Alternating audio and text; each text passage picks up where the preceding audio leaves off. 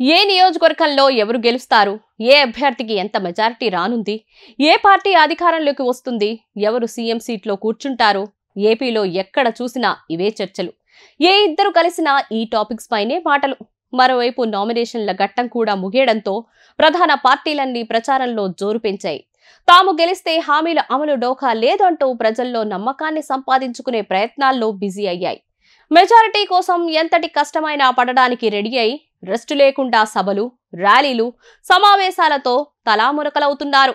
మళ్లీ పవర్లోకి రావాలని వైసీపీ ప్రయత్నిస్తుంటే 5 ఏళ్లుగా కోల్పోయిన అధికారాన్ని ఈసారి పక్కా దక్కించుకోవాలని టీడీపీ కలలు కంటోంది. మరోవైపు రెబల్స్ బెడద ప్రధాన పార్టీల్ని ఉక్కిరి బిక్కిరి చేస్తోంది. పక్క పార్టీల నుంచి వచ్చే ఒత్తిడిని తట్టుకోవడంతోనే సరిపోతుంది అనుకుంటే సొంత పార్టీ నేతలతో పాటు ఇండిపెండెంట్ క్యాండిడేట్స్ నుంచి వస్తున్న ప్రెషర్ డీల్ చేయడం మరింత తలభారంగా మారింది నేతలకి. రెబల్స్ తాలూకు ఎఫెక్ట్ ని ఎక్కువగా ఫేస్ చేస్తున్న పార్టీ టీడీపీ అనే చెప్పాలి. 1-2 కాదు, దాదాపు 15 స్థానాల్లో ఆ పార్టీ రెబల్ అభ్యర్థుల నామినేషన్లు వేశారు. దాంతో చేసేది లేక, ఓట్లు చిల్లడం ఇష్టం లేక వాళ్ళని బుజ్జగించే పనిలో పడింది పార్టీ హైకమాండ్. కూటమి పవర్లోకొస్తే నామినేటెడ్ పదవులు ఇస్తామంటూ ఆఫర్ చేస్తూ బరిలోకి తప్పించే ప్రయత్నాల్లో ఉన్నారు నేతలు.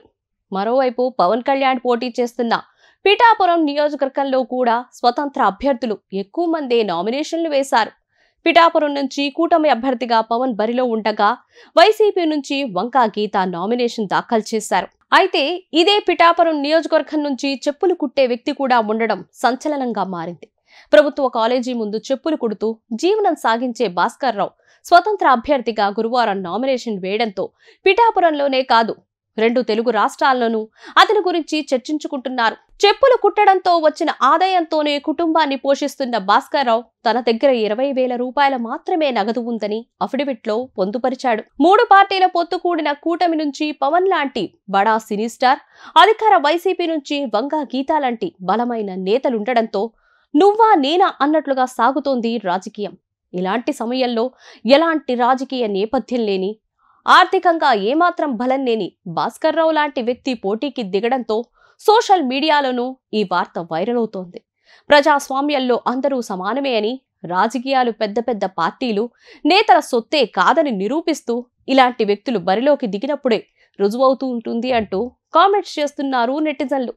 పెద్ద పెద్ద చదువులు చదివి లక్షల జీతాలు తీసుకుంటున్న ఉద్యోగులు కూడా ఓటేయడానికే బద్దకిస్తున్న ఈ రోజుల్లో నాకు హక్కుందంటూ నామినేషన్ వేసిన భాస్కర్ రావును అభినందిస్తున్నారంతా. అయితే స్వతంత్ర అభ్యర్థిగా పోటీకి దిగిన అతనికి ఎంత మాత్రం మద్దతు దక్కుతుందో చూడాలి. ఇప్పుడు ఆపరేషన్ లేకుండానే మోకాళ్లకు ప్లాస్మా ట్రీట్మెంట్, మీ ఆర్థోపెటిక్ సమస్యలన్నిటికీ రోబోటిక్ టెక్నాలజీ ద్వారా తక్కువ ఖర్చుతో శాశ్వత పరిష్కారం, ఫ్రీ కన్సల్టేషన్, ప్రతి ట్రీట్మెంట్ పై 20% డిస్కౌంట్. ఈ ఆఫర్ కొద్ది రోజులు మాత్రమే, త్వరపడండి. V9 hospitals 9281465842.